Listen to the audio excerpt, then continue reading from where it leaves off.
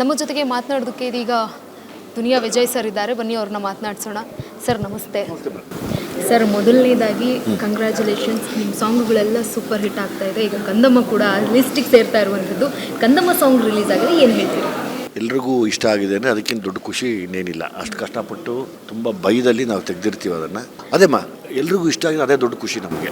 Okay sir, ಮಗಳನ್ನು ನೀವು ಕಂದಮ್ಮ ಅಂತ ಕರಿತೀರಿ ಅಂತ ಹೇಳಿದ್ರಿ. ಮಗಳು ಕೂಡ ಈಗ ನಾನು ಮಾತಾಡ್ಸುವಾಗ ಹೇಳಿದ್ರು, ನನ್ನ ತಂದೆ ಪ್ರೀತಿಯಿಂದ ಕಂದಮ್ಮ ಅಂತಾರೆ, ಚಿನ್ನಮ್ಮ ಅಂತಾರೆ, ಮುದ್ದಮ್ಮ ಅಂತಾರೆ ಅಂತ. ನೀವು ತುಂಬ ಪ್ರೀತಿಯಿಂದ ಕಂದಮ್ಮ ಅಂತ ಕರಿತೀರಿ, ಅದಕ್ಕೂ ಮೀರಿ ಇನ್ನೇನು ಕರಿಬೋದು ಸರ್? ಅವಳು ನಾನು ಮೋನಿಶಾ, ಪಿಂಗು ಅಂತೆಲ್ಲ ಕರಿತೀನಿ. ಓಕೆ ಸರ್, ಕಂದಮ್ಮ ಸಾಂಗ್, ಈ ಒಂದು ಸಾಂಗ್ ಬೇಕು ಅಂತ ನೀವು ಸಂಜಿತ್ ಹೆಗ್ಡೆ ಅವ್ರ ಕೈಯಲ್ಲೇ ಹಾಡಿಸಿದ್ದು. ಸಂಜಿತ್ ಅವರನ್ನ ಅಪ್ರೋಚ್ ಮಾಡಿದಾಗ ಏನು ಹೇಳಿದ್ರು? ಈ ಒಂದು ಭಾವ ಆಗಿದ್ರೆ ಸಾಹಿತ್ಯನ ಕೇಳಿ ಏನು ಹೇಳಿದ್ರು ಸರ್? ಸಂಜಿತ್ ತುಂಬ ಎಂಜಾಯ್ ಮಾಡಿದ್ರು, ತುಂಬ ಚೆನ್ನಾಗಿ. ಅದಕ್ಕೇನೆ ನೋಡಿ ಅಷ್ಟು ಚೆನ್ನಾಗಿ ಬಂದಿರೋದು. ಸಿಂಗರ್ಸ್ ಯಾವತ್ತೂ ಎಂಜಾಯ್ ಮಾಡಬೇಕು, ಅವಾಗ ಚೆನ್ನಾಗಿರುತ್ತೆ ನೋಡೋಕ್ಕೆ. ಸರ್, ಸಿಟಿ ಲೈಟ್ ಅಂತಂದರೆ ಸಿಟಿ ಲೈಟ್ನಲ್ಲಿ ಒಳ್ಳೆಯ ಬೆಳಕು ಕೂಡ ಇರುತ್ತೆ, ಜೊತೆಗೆ ಕತ್ತಲೆ ಕೂಡ ಇರುತ್ತೆ. ಆ ಕತ್ತಲಲ್ಲಿ ಒಂದಷ್ಟು ಕರಾಳ ಸತ್ಯಗಳು ಇರುತ್ತೆ. ಸಿಟಿ ಲೈಟ್ನಲ್ಲಿ ನೀವು ಹೇಳೋಕೆ ಹೊರಟಿರುವಂಥ ಕರಾಳ ಸತ್ಯ ನೀವು ಸಿನಿಮಾದಲ್ಲಿ ಇರೋದು ಬೇಡ, ಬಟ್ ಈ ರೀತಿ ಇರುತ್ತೆ ಅನ್ನುವಂಥದ್ದು ಯಾವ ಅಂಶ ಇದೆ ಸರ್? ಅದೇ ಇವಾಗ ನೀವು ಒಂದಷ್ಟು ಪ್ರಶ್ನೆಗಳು ಕೇಳ್ತಾ ಬಂದ್ರಲ್ಲ, ಅದರಲ್ಲಿ ಯಾವುದೋ ಒಂದಕ್ಕೆ ಉತ್ತರ ಕೂಡ ಸಿಗ್ಬೋದು, ಅಥವಾ ಪರಿಸ್ಥಿತಿ ಕೂಡ ಹೇಳ್ಬೋದು. ಸಿಟಿ ಲೈಟ್ಸ್ನ ಪರಿಸ್ಥಿತಿ, ಲೈಟ್ ಕೆಳಗಡೆ ನಡೆಯುವಂಥ ಎಲ್ಲವೂ ಒಳ್ಳೆಯದು ಕೆಟ್ಟದು ಎಲ್ಲವನ್ನೂ ತೋರಿಸೋ ಪ್ರಯತ್ನ ಪಟ್ಟಿದ್ದೀನಿ. ಈ ಒಂದು ಸಿಟಿ ಲೈಟ್ನ ನಂಬಿಕೊಂಡು ಬಂದಂತಹ ಜನರು, ಅಂದರೆ ಬೆಂಗಳೂರಿಗೆ ಬರುವಂತಹ ಜನರು ಒಂದಷ್ಟು ಆಸೆ ಕನಸುಗಳನ್ನು ಇಟ್ಕೊಂಡು ಬಂದಿರ್ತಾರೆ. ನೀವು ಕೂಡ ದುನಿಯಾ ಮೂವಿಯಲ್ಲಿ ಬರುವಾಗ ಅಣ್ಣ ನನ್ನ ಹತ್ರ 2 ಟೊಮೊಟೊ ಹಣ್ಣು ಇರೋದು, ಅದು ಬಿಟ್ಟರೆ ಬೇರೆ ಏನೂ ಇಲ್ಲ ಅಂತ.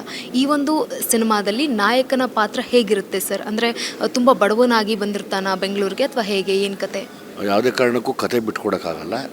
ನೀವು ಸಿನಿಮಾನ ಅಷ್ಟೇ ಕ್ಯೂರಿಯಸ್ ಆಗಿ ನೋಡಿ, ಅವತ್ತು ನಿಮ್ಗೆ ಗೊತ್ತಾಗುತ್ತೆ. ಓಕೆ ಸರ್, ಮಗಳ ಒಂದು ಆ್ಯಕ್ಟಿಂಗ್ ಬಗ್ಗೆ ಏನು ಹೇಳ್ತೀರಿ? ಜೊತೆಗೆ ವಿನಯ್ ರಾಜ್ಕುಮಾರ್ ಅವರ ಆ್ಯಕ್ಟಿಂಗ್ ಏನು ಹೇಳ್ತೀರಿ ಸರ್? ಇಬ್ಬರು ಆ್ಯಕ್ಟಿಂಗ್ ಎರಡನ್ನೂ ಜನ ಮೆಚ್ಚಬೇಕು.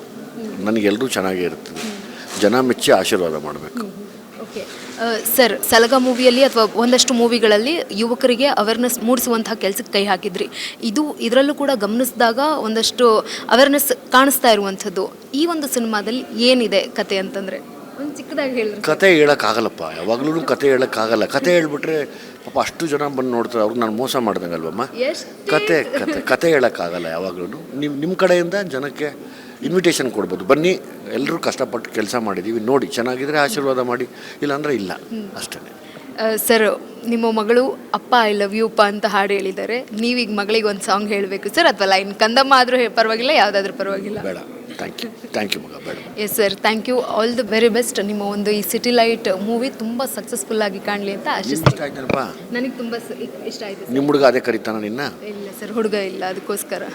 ಅಲ್ಲ, ಹುಡುಗರ ನೆಕ್ಸ್ಟ್ ಟೈಮ್ ಯಜಮಾನ್ರು ಬಂದರೆ ಕಂದಮ್ಮ ಅಂತ ಕರೆಯೋದು ಬೇಡವಾ? ಕರೀಲಿ. Okay, thank you sir. Yes, ಇದಾಗಿತ್ತು ವಿಜಯ್ ಅವರ ಮಾತುಗಳು. ಕ್ಯಾಮ್ರಾ ಪರ್ಸನ್ ವಿಶ್ವನಾಥ್ ಜೊತೆ ಗಂಗಾ ಜಾಧವ್.